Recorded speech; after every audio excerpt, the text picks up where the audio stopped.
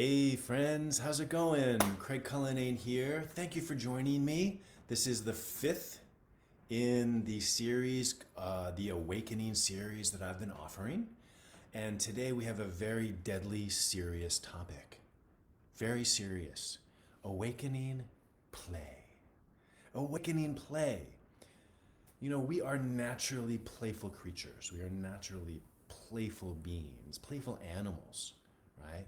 Of course, we see children and they're just, of course, they're going to play. And it's natural for them to play. But then, of course, we go through our lives and we're socialized and trained that play is less important, or as we mature or as we get older, that should not be something that we give our attention to. We got to grow up. We got to be serious. We got to bring home the bacon. We got to, all the stories in our culture about, you know, letting that go and letting that go as an essential part of who we are as people, right? But I want to put forth this idea that play is essential for our entire lives. Having fun is essential, and we can awaken play. We can awaken fun, and that has meaningful and important positive benefits for our life, right? Activating play, activating fun. What we're really talking about is activating our aliveness, activating joy. Play and fun allows our nervous system to settle, allows us to shake off anxiety, allows us to get perspective on our lives through laughter, through joy, through an embodied experience of pleasure, through fun and through play. So we're going to talk today about awakening play. And how do you play? Do you play? How do you have fun? How do you like to have fun? Do you have fun? You know, it's we get into these habits, right? We're in deeply habitual beings, right? And so, for example, like a lot of times, and maybe you can connect with this yourself, we get into habits of what we do when we relax or when we're seeking comfort, right? And a lot of people seek comfort by getting on screens, right? Scrolling endlessly through screens or binge watching Netflix or things like that, which in some ways, I guess, it's not good or bad. It's not right or wrong, but it's interesting to notice the impact that it has, right? Are you really resting? Are you really comforted? Or is it this habitual distraction that we use to titrate or process the rest of our lives, right? And it's, for me anyway, when I get into that space, it doesn't feel good. I kind of wake up from it like I've been in some kind of daze, and have been. I've gone down some kind of rabbit hole. And if I really check in with my body, it doesn't feel that good. I don't feel better, right? And again, not to judge it. Look, we all, life is challenging, and we all have our strategies about how to care for ourselves. But I just want to notice that, right? That's not necessarily play. That's not fun necessarily, although it could be enjoyable, right? But what I want to talk about is, what is fun to you? What is fun? And sometimes, like, asking that question, it's kind of like, I'm not even sure anymore. What is fun to me? So if I think about that for myself, what do I think is fun? What do I like to do that's fun? And do I do it, right? So for me, I like to dance. I like to put on awesome disco or dance music in my room, my bedroom or my house or my kitchen, and I like to boogie. And that is fun for me. And it is such a joy. I love to dance, but I'm 53 next week. I'm not going to clubs anymore. And that's fine with me. I don't want to be at a club at midnight or 1 in the morning. Like, I'm not interested in that. But I love to dance.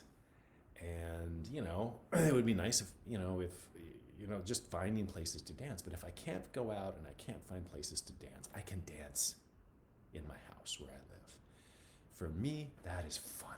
It's a joy. I get to move my body. I express myself. It feels great. I activate my sexiness. I activate my inner power, my joy. And I always feel better. Like I notice the benefits of just the playfulness of fun, of dance. So I love to dance. I love to go play pickleball. I've become one of these obsessed people like that you've probably met. who have found pickleball, and I love pickleball. It just works for me. It's fun for me. The kind of light competition and the joy of the people and the activity, it feels good in my body. It's fun for me. Fun for me is going to a place I've never been and exploring it. One of my favorite things to do in my life that feels so fun and so playful for me is to kind of just be alone in a city and just get lost and explore it, right? So these are some things that I experience as playful, as joyful, as fun. I want to also put a pitch in for great, healthy, consensual, conscious sex and erotic play. That is very fun, letting that erotic energy flow up and, playing with your body, playing with yourself in a way that feels really enjoyable, or playing with a partner or three or whatever.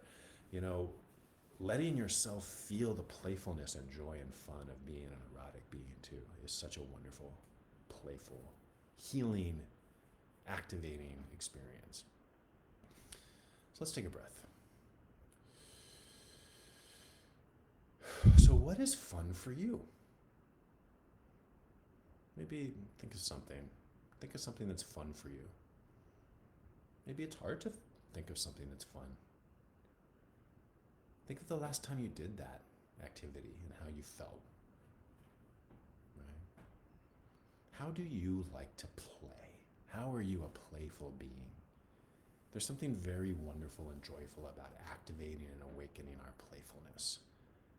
And the question is, when I do that, how do I walk in the world? Right? We can get all into all kinds of stories and experiences for ourselves about how hard it all is, how terrible and awful the world is. And look, it's not hard to find evidence for that. But again, this idea that what we choose to put our attention grows, right? And that's not to dismiss the reality or how hard things can be and how awful things seem to be. It's not to be this Pollyannic positive person that doesn't acknowledge the harm in the world or the challenges in the world. But we can also expand our experience of our lives to include the joyful, to also give space and time and energy to play and fun and pleasure. We're allowed that. Right? And so this idea, it seems kind of counterintuitive to become intentional about play. And I want to suggest the idea of scheduling play, right? From this time to this time, I'm playing. And that means maybe I'm going and dancing, maybe I'm taking a walk with music that I love and I'm moving my body, maybe I'm taking myself on an artist date to some gallery nearby and just letting myself see some art. Maybe I'm taking a walk with a friend in nature. Maybe I'm playing pickleball. Whatever it is for you, can you imagine creating intentional time for that in your life consistently? And then see what happens. Again, this idea that stepping into play intentionally activates joy within us, activates positive feelings, allows us to settle and let go of stress and anxiety, bolsters our mood. And look, like I've been saying, we're on a planet, y'all, hurtling through space right now in a body, and it's crazy that we're even here. It's awesome and miraculous. And this idea that we should have some say and agency over how we experience our lives. We have agency over how we experience our lives, and what we choose to put our attention on grows. And one of the only things we have control over is where we choose to put our attention. So if I choose to put my attention and time and energy in activating play and having fun, gorgeous. Go for it. Why not? Part of the beauty and joy of this sensual world that we live in, with all of these senses, hearing, touch, smell, taste, sight, is being able to experience the sensual pleasures of what it means to be alive on planet is one of them. It is a human need to play. It is built into our DNA. It is a part of you. And it could be really interesting to imagine what happens in your life if you activate that intentionally. If you awaken your play and awaken your fun. And it may be uncomfortable. Maybe it's been such a long time since you've had fun, or it's been such a long time since you've played that it may feel awkward at first. That's okay. You know, when we do something, we get better at it. Enlist other people. Call a friend. Hey, when's the last time you had fun? What did that look like for you? What do you do to have fun? Let's be intentional about having fun. You can enlist and enroll allies in your exploration of play, of awakening play and fun in your life. So let's share a breath.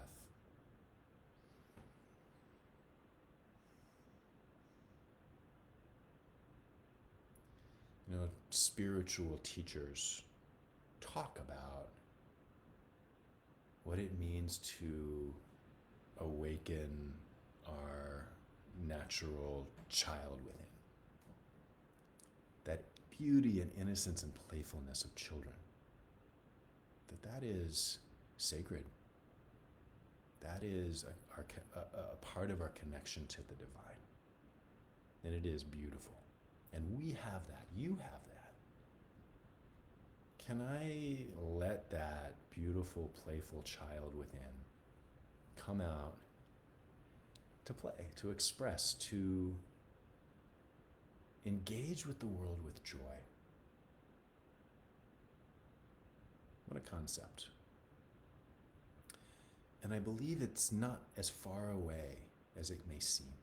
I believe because it's so natural to us to be that way, that it's right there. It can awaken. We can laugh again. We can welcome the healing power of play and laughter in our lives. So I want to recommend going out. Go outside and play, or knock on someone's door. Can Betty play? Can Betty come out to play? Or knock on your own door. Knock on the door of your heart. Can your little child within come out to play? I think that part of you is waiting for that invitation, is waiting to come out to play. And it could be very beautiful to imagine getting in relationship once again with that part of yourself. That's who you are. That's who we are. And it's good news. It's right there. It's in our DNA. So I recommend play. Awaken play. Have fun. Go do something you normally don't do. Shake it up. You know, activate the aliveness in your life. When we do that, when we activate our aliveness, we share that with others. People feel it. We can offer that goodness to other people. We can offer that goodness to the earth that we share.